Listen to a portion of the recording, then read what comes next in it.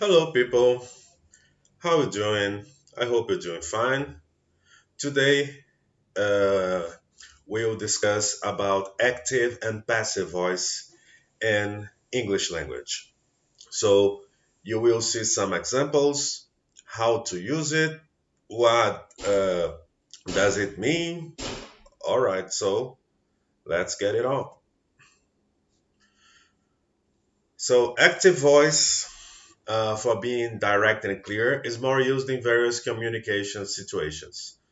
So, the active voice is the structure that it's more commonly uh, found in, I could say, in English language and also in Brazilian Portuguese, because is the voice related to the subject. So the subject, as you see here, performs the action. So the active is formed by subject plus verb plus object. And as an example here, I bring you the sentence Freddie plays a grand piano. So Freddie is the subject, plays the verb. As you can see, it's in the third person for the singular. So you add S to the verb play, a grand piano. So the object. As you can see in the picture, here we have our beloved singer Freddie Mercury. He's playing a grand piano. And it's interesting also to pay attention to the false cognates. They call false friends because grand piano, you don't translate literally. So you should look for the real translation for this expression. And here I have some examples of active voice. And as you can see, I detach the subjects to show you uh, that in this voice, the subject is the most important. And I will explain some of them. So, my cousins came to see me. So you see my cousins. My cousins is a noun that can be used by both genders, for male or female. For you to know if it's a man or woman, you have to say male cousin, female cousin. Cousin is a relative of a person. The women made the decoration, so the women is a plural. Woman is the singular. Women is the plural. U.S. Army killed Osama bin Laden. So here we have a picture of Osama bin Laden, and U.S. stands for United States Army. So as you can see, all the sentences in the active voice, subject is emphasized. I will give a wonderful birthday party. So I I am the subject and the most part in the sentence. Cassandra reads one book for a week. Sabrina ate four slices of pizzas at dinner. She finished her homework in record time, and I read the whole book in one day. Pay attention to the verb to read because the past tense of this verb you write the same, but the pronunciation is different. So to read, I read. So let's get it on. Let's talk now about the passive voice. In the passive voice, the focus is on the action. So it's not important or not know, however, who or what is performing the action. So in this case, you exchange the focus for the action or the object, uh, like the example here. My bike was stolen. So as you can see, the focus here is in the object, my bike. And another thing, I do not know who did it.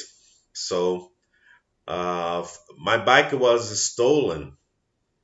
I don't know who steals it.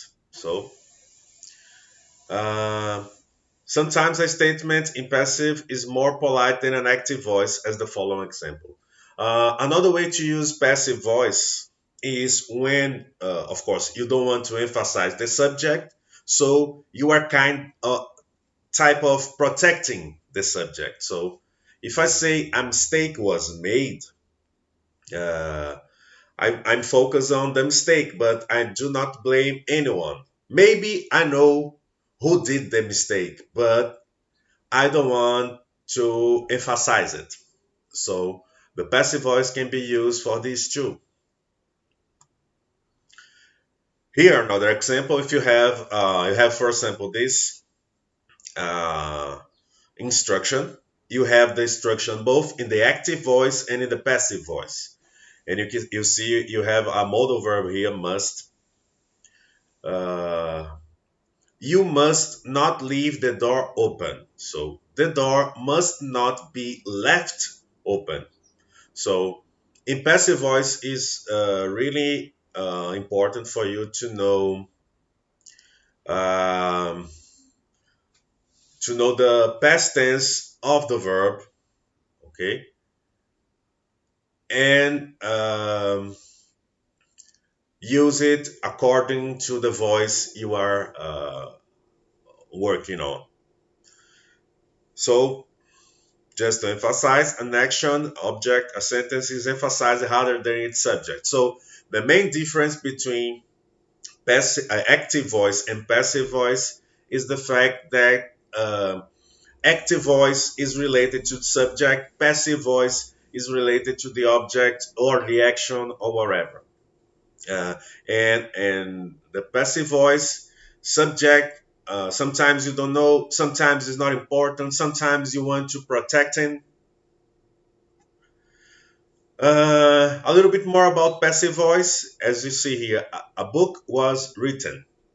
So the focus in the sentence is on the action of a book that was written, not the writer. So, for example, I brought here the Iliad and the Odyssey by Homer, and it's discussed if it was really written by Homer.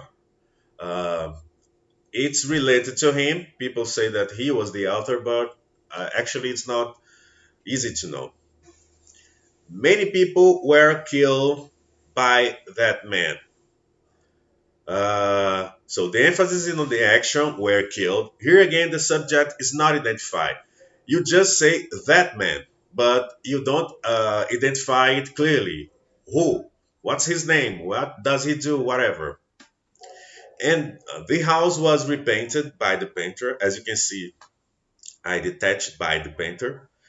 The house has become the subject in the sentence as it receives the action. So the house was repainted, and I detach by the painter because it can be an information that you can infer. You can say, okay, somebody who would paint a house would be a painter. Uh, in not all the cases, as we know here in Brazil, sometimes painters they don't paint houses. Sometimes the owner of the house painted the house. Sometimes he invites some friends. And here we have some equivalents in active and passive. And I put here some tenses for you to see. And here we are talking about making a cake. So you see here the present simple or the simple present. I make a cake. A cake is made by me. The present continuous. I am making a cake. A cake is being made by me. And you have to pay attention to the equivalence to put the proper structure for it. The past simple or simple past, I made a cake. A cake was made by me. The past continuous, I was making a cake. A cake was being made by me. As you can see, as developed the tense, it start to be a little bit more complicated, but it's more about using. Present perfect, I have made a cake. A cake has been made by me. Present perfect continuous. I have been making a cake. A cake has been being made by me. This is one is really confused because being and being has almost the same pronunciation.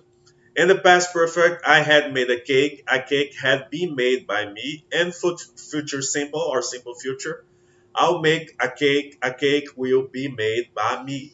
So as you can see, you have the equivalent for the active and passive in different tenses.